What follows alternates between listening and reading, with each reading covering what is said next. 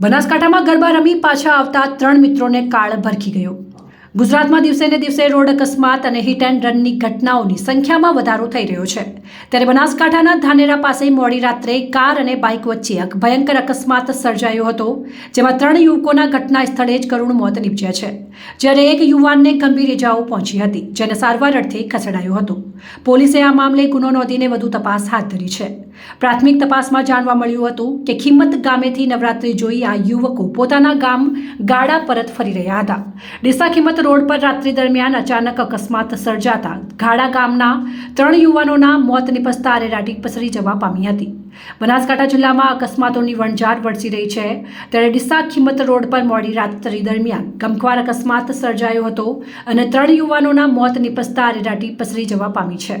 પ્રાપ્ત માહિતી અનુસાર ધાનેરાના ખિમત રોડ પર મોડી રાત્રે ફોર્ચ્યુનર કાર અને બાઇક વચ્ચે અકસ્માત સર્જાતા ડીસા તાલુકાના ગાડા ગામના 3 યુવાનોના મોત નિપજતા ચકચાર મચી જવા પામી છે। આ અકસ્માતને પગલે ધાનેરા પોલીસે અકસ્માતે ગુનો નોંધીને વધુ તપાસ હાથ ધરવામાં આવી રહી છે।